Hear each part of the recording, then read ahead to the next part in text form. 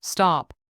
Before you scroll past this, before you assume this is just another Middle East story about oil prices and sanctions and military posturing, I need you to understand something that almost nobody in Western media is actually saying out loud.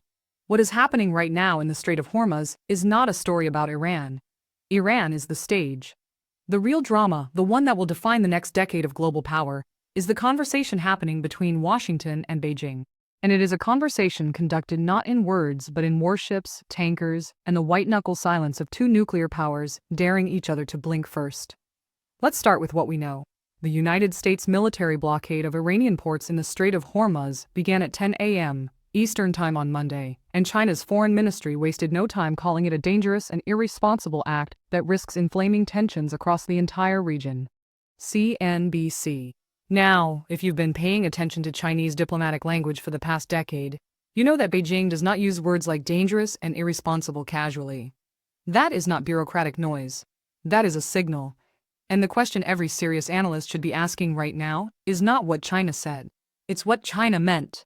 With roughly 98% of Iranian oil exports bound for China and a summit between President Trump and Chinese leader Xi Jinping just weeks away, Washington's maximum pressure campaign on Iran risks destabilizing the fragile dance that the administration has carefully cultivated with Beijing. CNBC. Think about that number for a moment. 98%. That is not a trade relationship. That is a lifeline. That is the kind of economic dependency that transforms a diplomatic dispute into something existential, something that forces a government to make decisions it would rather never have to make. Now, here is where it gets genuinely interesting and genuinely dangerous. The Strait of Hormuz, a narrow waterway between Iran, Oman, and the United Arab Emirates, carries roughly 20 million barrels of oil a day, along with about 1 of global liquefied natural gas. Fox News. 1/5 of the world's LNG. Every ship that passes through that narrow corridor is not just carrying fuel. It is carrying the economic oxygen that keeps factories running, keeps hospitals lit, keeps food cold, keeps civilization humming at its modern, complicated pace. And right now, the United States Navy has stationed itself at that corridor and said, "Nothing moves without our permission." The month-long disruption in the Strait of Hormuz has sparked warnings of an energy shortage worse than the 1970s oil crisis, when an embargo by Arab producers on countries aligned with the U.S. quadrupled oil prices, prompting fuel rationing across major economies. CNBC, the head of the International Energy Agency, has called this the worst energy shock the world has ever seen. Worse than the 1970s, worse than the Ukraine war. Let that land. We are living through the worst energy crisis in recorded history, and the dominant conversation in most Western newsrooms is still framed as a bilateral standoff between America and Iran. It is not. It never was. Some 38% of the oil and 23% of the liquefied natural gas that typically passes through the Hormuz Strait is bound for Chinese ports.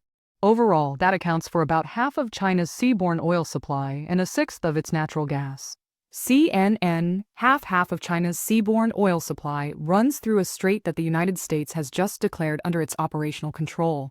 You want to understand why Beijing's language hardened so sharply on Tuesday? That is why you do not announce a blockade on a waterway that carries half of your competitor's seaborne oil without expecting that competitor to treat it as an act of strategic aggression. Trump may have aimed at Thran, but the bullet is also flying toward Beijing, and Xi Jinping knows it. China holds 1.3 billion barrels in strategic reserves, enough for 120 days. The Jerusalem Post. That sounds reassuring until you realize that 120 days is not infinity. It is a deadline. It is a countdown clock. And every morning that the blockade continues, that clock ticks a little louder. Shandong's independent refineries, which process 90% of the Iranian oil reaching China, depend on below-market prices. Replacement barrels would cost her 10 to 12 more per barrel. The Jerusalem Post, that cost difference multiplied across millions of barrels across hundreds of days across an already slowing Chinese economy is not trivial. It is a slow hemorrhage dressed up in the language of geopolitical patience. And now look at what Beijing is doing in response. Because this is the chess move that most commentators are missing entirely. Russia's Foreign Minister Sergei Lavrov arrived in Beijing to meet President Xi Jinping, and Moscow has offered to help China with any potential energy shortfall, stating that Russia can fill the resource gap that has arisen in China and other countries interested in working on a mutually beneficial basis. CNBC. Russia is the emergency supplier. Russia is the insurance policy. And the moment that Washington tightened the Hormuz corridor, Moscow pulled its chair a little closer to Beijing's table. Do you understand what that means strategically? Every day, the blockade continues. The Washington versus Beijing dynamic is slowly becoming a Washington versus Beijing and Moscow dynamic. Trump may believe he is squeezing Iran. He is simultaneously pushing the two countries he most needs to keep divided into tighter alignment. China's foreign ministry spokesperson Jiang Xueqin told reporters that the Strait of Hormuz is an important international trade route for goods and energy, and that keeping the area safe and stable and ensuring unimpeded passage serves the common interest of the international community. Newsweek, diplomatically elegant, carefully worded, technically neutra. But beneath that diplomatic elegance is a very clear message. China considers free passage through the Strait of Hormuz to be a matter of common international law, not American discretion. And the subtext, the part that doesn't appear in the official transcript, is this. If you challenge that principle, you are not just challenging China's energy supply. You are challenging China's conception of its sovereign rights as a global economic power. Signs of friction are already emerging. China threatened to retaliate with countermeasures against any U.S. attempt to use weapons sales as a pretext for additional tariffs, with the foreign ministry rejecting what it called groundless smears and malicious linkage. CNBC, groundless smears and malicious linkage. Again, pay attention to the language. That is not the measured response of a government that feels secure. That is the sharpened rhetoric of a government that believes it is being cornered and is letting Washington know quietly, firmly, without triggering a market panic, that there is a line it will not allow to be crossed.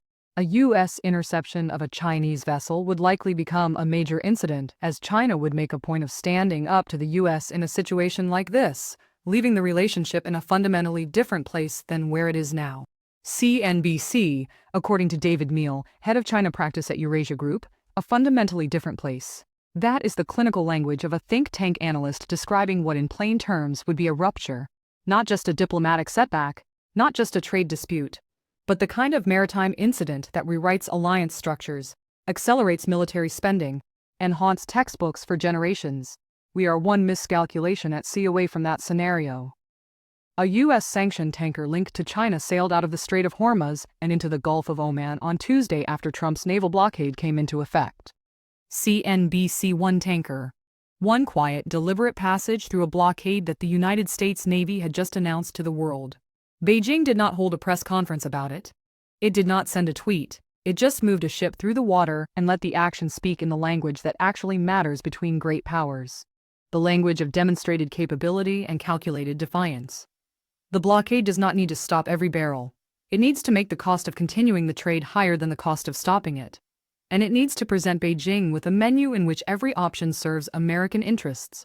The Jerusalem Post. That is the strategic logic behind what the Pentagon is doing.